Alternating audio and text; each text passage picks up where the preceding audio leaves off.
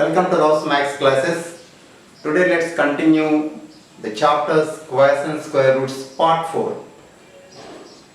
In this class we work out two more verbal questions. The question is, it is already we got in multiples and factors chapter in earlier classes. That is finding the number. Let me write a part of the question what we studied already in 6th and 7th class. The question is like this. Find the least, I leave a gap here to fill later on, least number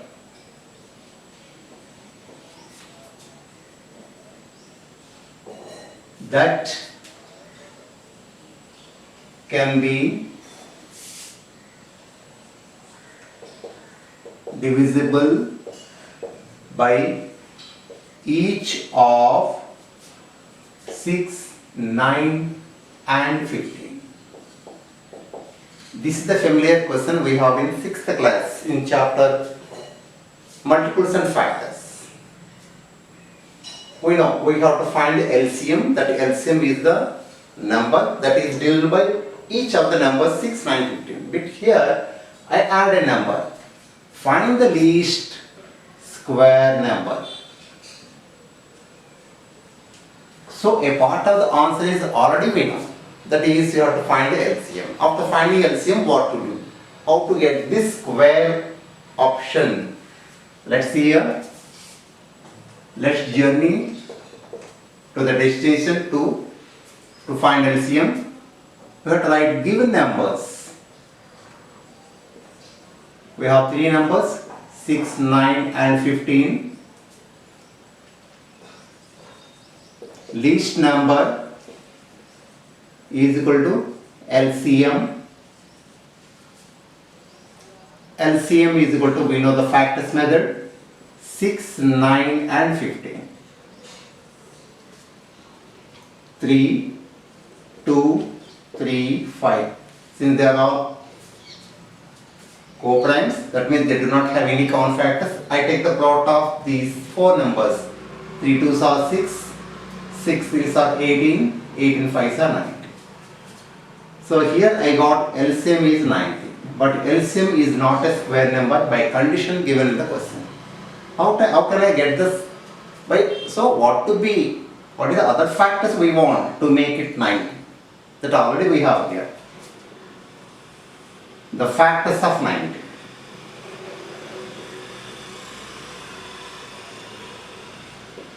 We have a pair of 3's and a lone pair of 2, so we want 1, 2, clear, and a lone pair of 5 also, so I want one more 5, and whose product is 10. So it is clear 90 to be multiplied by 10. Therefore, least square number that is divisible is equal to LCM into the required factors 900. We know its square root is 30. So this is the extension in 8th class. The question how to find the least square number of the given set of numbers. They give me 2, 3 or 4. I give one more question for you for practice. Please note down this question. Okay. I add one more word, one more number.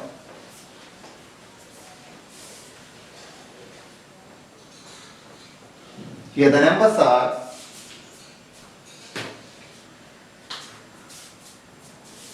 8, 12, 15 and 90. You solve this. Take 5 minutes. Of course, it doesn't take 5 minutes. Just 2 or 3 minutes enough. Solve. I'll be back soon.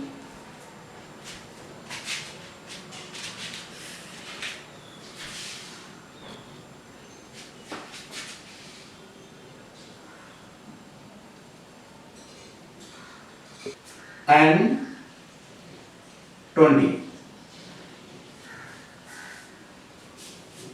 Okay, take 5 minutes. It doesn't take 5 minutes, 2 minutes enough. Solve the question. I'll be back again.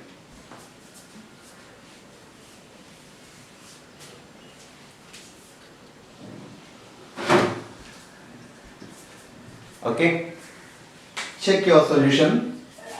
The LCM you got is, of course, the factors you got are a pair of 2's and a lone pair of 2 and a lone pair of 3 and a lone pair of 5.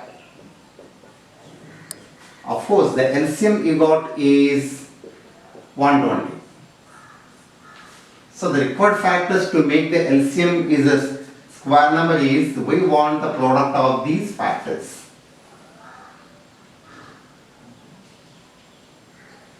Whose product is 30. So the LCM to be multiplied by 30. So 120 into 30. We know that is 3600, whose root is 60. So 3600 is the least square number that is divided by the set of 4 numbers. Let's go for one more question. I forgot whether I teach this small question in the previous class or not, but this is the one of the ways to find the square root of small numbers, not for any size of numbers, that is repeated division method. So finding square root by repeated subtraction method.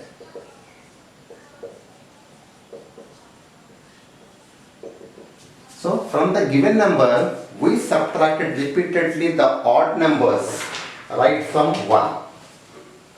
How many odd numbers do you subtract? That particular number is the square root of the given number. Suppose you know the odd numbers right from the beginning, 1, 3, 5, 7, 9 and so on. So from the given number, I subtract the odd numbers successively. Let's find out through an example. Root 36. So from 36, I have to subtract the odd numbers right from 1 successively till I get 0. So from 36, the first odd number 1. So 35. Next 3, 32. Next 5, 27. Next 9, 8. Next 11.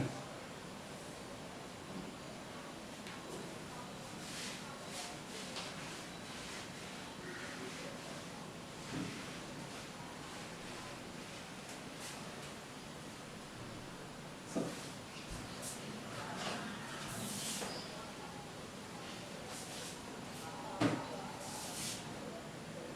27. Next 7, 20. Next 9, 11. Next odd number 11. So I got 0. So how many odd numbers I subtracted in this process? Let me count. 1, 2, 3, 4, 5, 6. So I subtracted 6 consecutive odd numbers from the given number 36. So 6 is the square root, we know. Therefore, root 36 is equal to 6. So this method is applicable when the numbers are very small, and also before going into deep in a funny way to find the square root. This is the method we teach in the class, but it's not used at all in the examination point of view, because if the number is very large, it takes more time. Sometimes you may do subtractions in some mistakes in doing subtractions, and also it kills your time in the examination. So this method is not at all advisable. You have to know as there is a method to find square root using subtraction method. So this method only to know the other way to find the square root for small numbers. In next video, we'll find the square root of any large number in a short time by using division method. That is very important. It takes less place. There are many ways to find the square root of a large number instead of factors method, division method. We go for this method in the next level. Thank you.